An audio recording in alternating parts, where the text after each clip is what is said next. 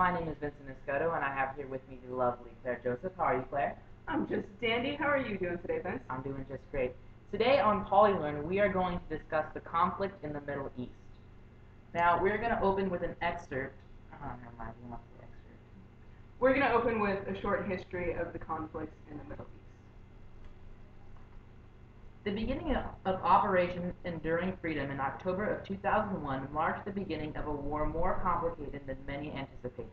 The war was thought to be over, or at least dormant, by 2006 until an uprising of violence escalated after a round of successful elections held by an Afghani government supported by the U.S.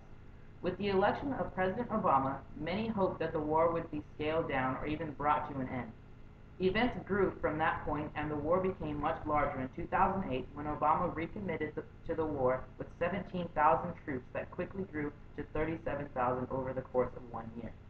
With another surge in troops ordered by Obama in December of 2009, raising the troop count to 68,000 in Afghanistan, the war escalated yet again, requiring a tediously long exit strategy that was announced in 2011 after the death of Osama bin Laden, and was set to bring 30,000 troops home by this summer. Currently, the goal is to return all 100,000 troops currently stationed in Afghanistan home by 2014. The war's total includes 1,800 U.S. troop casualties and $444 billion in spending as of 2011. Nearly 11 years of war and Afghanistan is still in a fragile state of transition, balanced precariously on the cusp of collapse and success.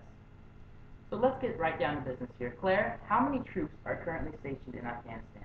Well, currently there's about 90,000 troops stationed in Afghanistan, not counting the troops provided by NATO.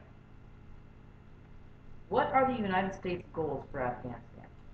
Well, currently in Obama's wars, there's two very specific goals for Afghanistan. The first, to create a solid and accountable democratic government, to promote a more capable and accountable Afghan government, to advance security, opportunity, and justice, and develop an economy that isn't dominated by illicit drugs. What this means is basically rebuilding the Afghani nation into a nation that can support itself and that can defend itself. The second goal is to, in Obama's words, disrupt, dismantle, defeat al-Qaeda in Pakistan and Afghanistan, and to prevent their return to either country in the future. So this means that the American mission in Afghanistan follows two paths, one of counterterrorism and one of rebuilding a nation. Do you find these goals realistic? Well, currently the plan of action seems to be to let American special forces deal with counterterrorism by destabilizing the Taliban regime with specific attacks.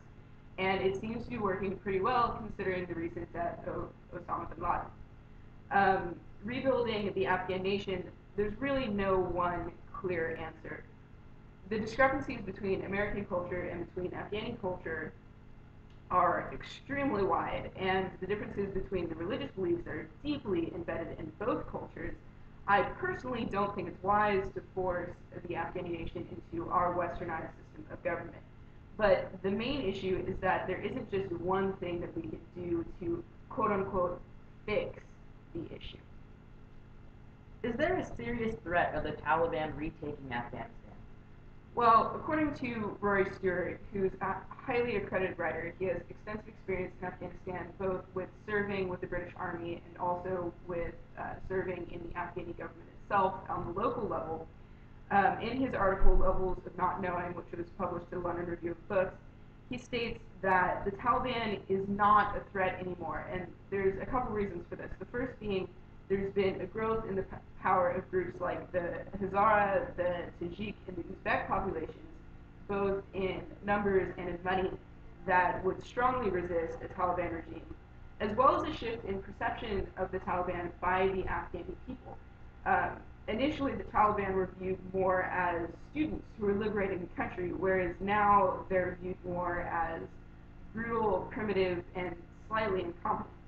Rory Stewart then goes on to state that the Taliban haven't posed a serious threat to reoccupying Afghanistan basically since 1994.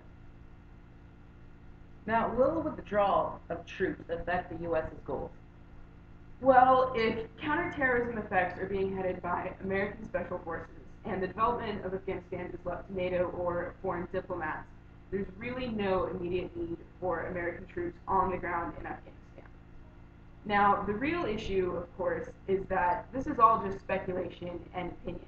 There's no clear-cut answers as to what course of action to follow in Afghanistan, and there's no easy fix to something as complex as a whole race of people and an entire nation. Well, thank you, Claire. That is all the time we have for today. Please join us next time on Poly Live.